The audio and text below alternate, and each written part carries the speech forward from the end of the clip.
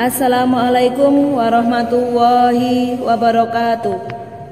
Selamat datang di video pembelajaran Mapel IPA kelas 7 di SMP Nurul Islam Tanah Baya. Bagaimana kabar kalian semuanya? Semoga kalian semua dalam keadaan sehat walafiat. Jangan lupa tetap patuhi protokol kesehatan dengan cara selalu jaga jarak, selalu pakai masker, dan rajin cuci tangan. Sebelum kita mulai pembelajaran pada hari ini, marilah kita mulai dengan membaca basmalah. Bismillahirrahmanirrahim. Pada daring kali ini kita akan membahas tentang yang pertama, sifat fisika dan sifat kimia, dan yang kedua tentang perubahan fisika dan perubahan kimia. Tujuan pembelajaran pada daring kali ini yaitu agar siswa dapat mengidentifikasi sifat-sifat fisika dan sifat kimia. Yang kedua, siswa dapat mengidentifikasi perubahan-perubahan fisika dan perubahan kimia. Untuk yang pertama, sifat fisika dan sifat kimia. Sifat fisika adalah sifat yang dapat diamati secara langsung tanpa mengubah wujud susunan zat. Misalnya, wujud, warna, bau, titik didih, titik lebur, dan kelarutan. Sedangkan untuk sifat kimia adalah sifat yang dapat diamati setelah suatu zat berubah menjadi zat lain. Misalnya, yang pertama adanya pengkaratan pada besi. Yang kedua, dapat membusuk pada makanan, jadi terjadi proses pembusukan. Yang ketiga, dapat dibakar, jadi terjadi proses pembakaran. Untuk yang pertama, sifat fisika. Dalam kehidupan sehari-hari banyak sekali peristiwa yang berkaitan dengan sifat fisika zat. Adapun sifat fisika zat meliputi yang pertama, perubahan wujud zat, yang kedua, pembuatan larutan dan kelarutan. Untuk yang pertama, perubahan wujud zat. Pada gambar bisa kalian amati es batu itu sebagai zat padat. Yang kedua, air dalam gelas itu sebagai zat cair.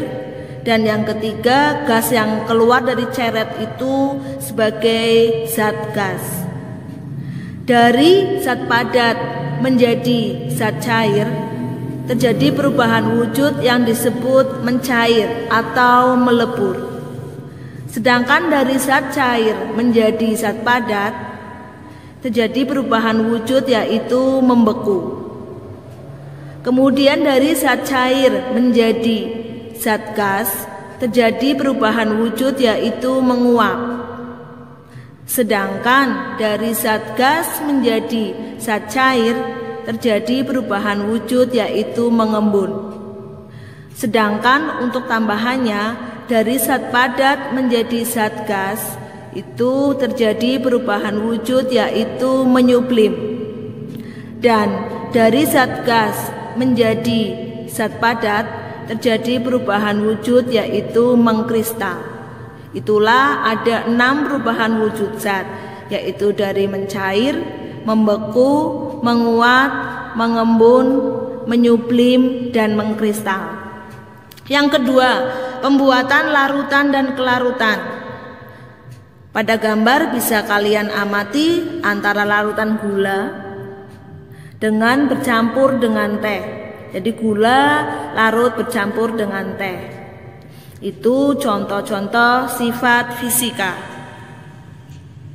Sedangkan untuk sifat kimia banyak dimanfaatkan. Contoh pemanfaatan sifat kimia adalah yang pertama, mencegah bersih berkarat. Yang kedua, mengawetkan makanan. Yang ketiga, memadamkan kebakaran. Pada gambar yang sebelah kiri bisa kalian amati pada pisau yang terbuat dari besi, di mana besinya itu terjadi proses pengkaratan. Jadi kita dapat mencegah bagaimana agar pisau itu tidak mengalami pengkaratan. Yang kedua, itu pembuatan mie instan dengan tujuan untuk mengawetkan makanan agar makanan terhindar dari proses pembusukan. Gambar yang ketiga yaitu memadamkan kebakaran. Ini untuk mencegah terjadinya proses kebakaran atau pembakaran. Untuk yang kedua, kita bahas tentang apa sih perbedaan antara perubahan fisika dengan perubahan kimia. Perubahan fisika adalah perubahan yang tidak menghasilkan zat baru.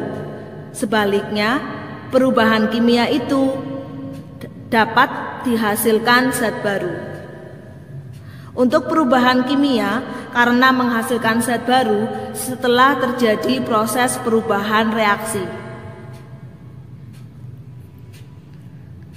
Untuk perubahan fisika yang perlu kalian ketahui adalah perubahan wujud yang mengalami peristiwa membeku, mencair atau melebur, mendidih, menguap, mengembun, menyublim, mengkristal.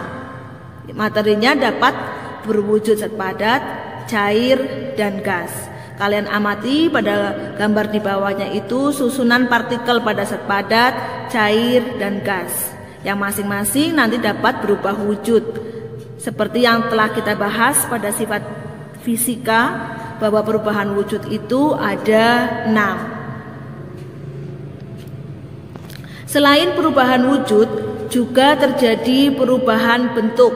Misalnya, dari aluminium menjadi panci, dari aluminium menjadi sendok. Yang ketiga, terjadi perubahan ukuran dari berukuran besar menjadi berukuran kecil. Contohnya, dari kayu pohon menjadi triplek, dari kayu pohon menjadi potongan-potongan kayu, dari batu besar menjadi kerikil. Jadi perubahan fisika ada 3, yaitu perubahan wujud, perubahan bentuk, dan perubahan ukuran. Berikutnya yaitu perubahan kimia. Perubahan kimia juga disebut reaksi kimia. Zat yang bereaksi disebut preaksi atau reaktan, sedangkan zat baru yang dihasilkan disebut hasil pereaksi atau produk. Contoh perubahan kimia, di situ yang pertama adanya cahaya kembang api terjadi karena perubahan kimia. Yang kedua, timbulnya gas juga merupakan ciri perubahan kimia. Untuk contoh perubahan kimia yang lain adalah yang pertama pembakaran. Sebagai contoh, kertas dibakar jadi abu. Kemudian kayu dibakar jadi arang.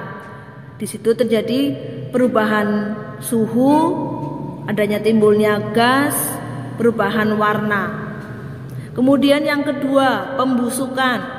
Misalkan nasi yang kalian biarkan lama-kelamaan akan terjadi proses pembusukan, yaitu timbulnya jamur yang biasanya berwarna orange. Di situ terjadi adanya zat baru. Dan juga terjadi perubahan warna. Yang ketiga yaitu pengkaratan. Contohnya besi yang dibiarkan lama-kelamaan akan terjadi proses pengkaratan atau disebut juga dengan korosi. Yang keempat yaitu fermentasi atau peragian. Contohnya dari singkong yang kita kasih ragi maka akan menjadi tape. Itulah contoh-contoh untuk perubahan kimia. Berikutnya yang ketiga tentang pemisahan campuran. Pemisahan campuran dilakukan untuk membersihkan zat berguna dari pengotornya. Pemisahan campuran dapat dilakukan berdasarkan sifat fisika, misalnya ukuran partikel, titik didih, dan kelarutan. Pemisahan campuran berdasarkan sifat fisika.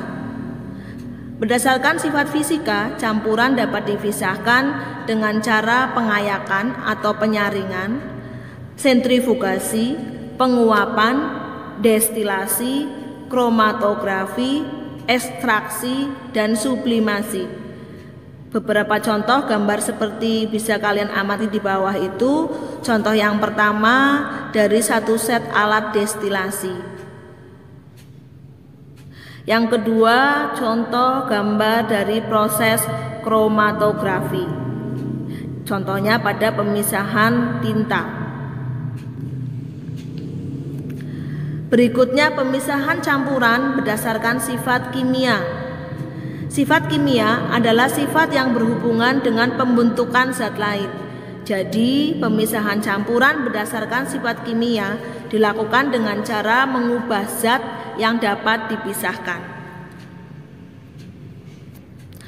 Untuk evaluasi, ada soal pilihan ganda. Nanti kalian jawab pertanyaannya, kalian pilih mana jawaban yang paling betul.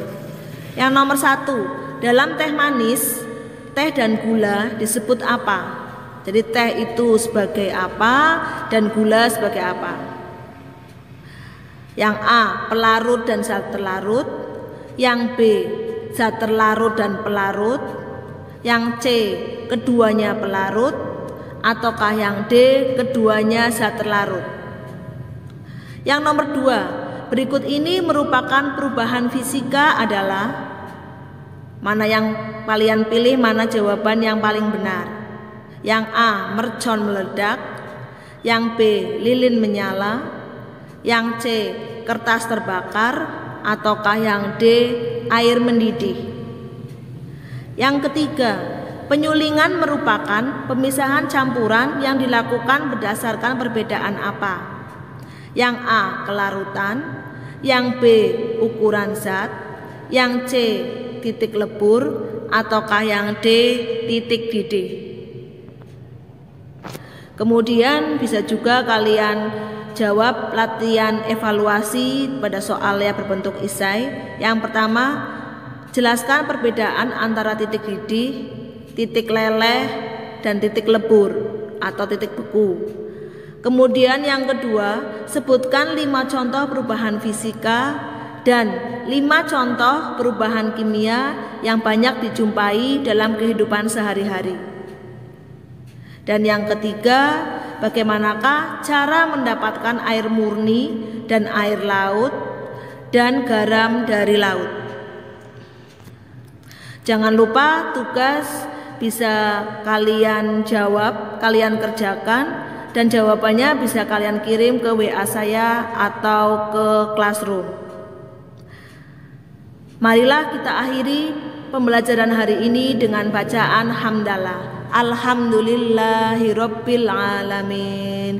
Saya akhiri, wassalamualaikum warahmatullahi wabarakatuh.